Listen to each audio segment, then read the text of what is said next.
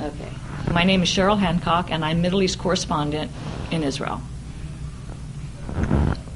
Where do you go in your work? Where does your work take you? I go all over Israel. I am based right outside of Jerusalem, but I like going into places where most people don't get to go. I go into villages, and I go to all people groups, whether they're Druze, Bedouins, Jews, Palestinians, Muslims, Christians. Do you live beyond the Green Line? Well, I live in a place called Ma'ale Adumim, which is considered a settlement. It's 7 minutes away from Jerusalem, but it's actually a Jewish community of 35 to 40,000 people. What's your faith?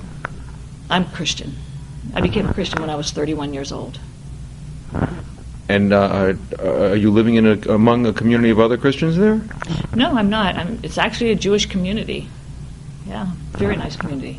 And are you ostracized because of your faith there?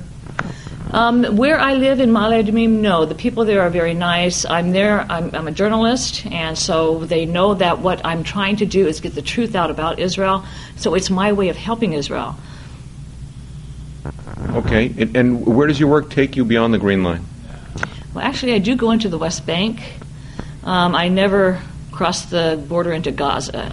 There's places that I won't go, but I do go into Bethlehem and Jericho, different places. And the problem is, I'm there because I have a little bit of compassion for people, and so I take humanitarian aid to people, whether they're Jewish people or Palestinian people, any type of people.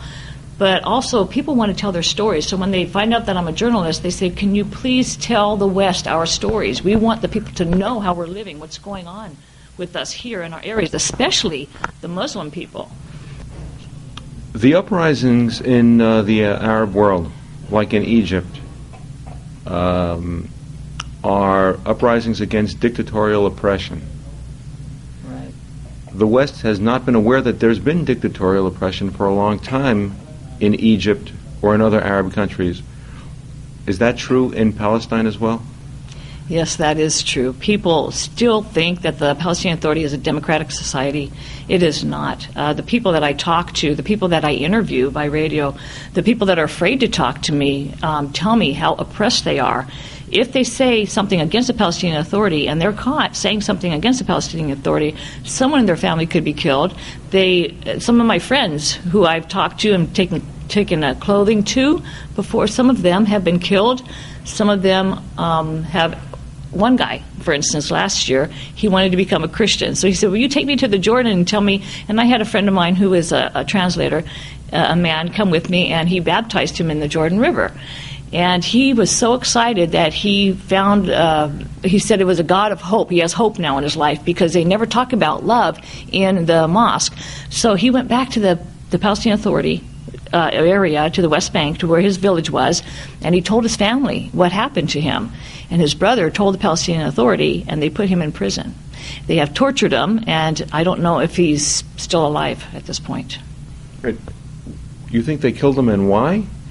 Well, he went back to his village and started telling his family that he became a Christian. He was so excited about finding a God of hope, that God is a God of love. And his brother turned him in because it gives dishonor to the family when they call it a traitor to Islam or a traitor to their people. If you convert your religion, you cannot convert from Islam to Christianity or to anything else because then you become a traitor. They put a fatwa in the paper, which is like a legal order that person can be killed. So when his brother found out, he told the PA, the Palestinian Authority, it could have been fatah that he told, but he told them that his brother became a Christian because it put dishonor in his family. And if they would have found out, this whole family would have been dishonored. So he turned his own brother in, and his brother was put in a Palestinian prison. Now, they couldn't put him in prison legally, saying that he became a Christian, so we put him in prison. So they said he sold land to Jews. And so you can be legally killed for selling land to a Jew, by the way. Which he didn't do. Which he did not do because he didn't have any land. So this was a bogus charge. They put him in there. They did beat him. They tortured him. But I don't know if he's still alive. So I've been taking clothing and food to his wife and children.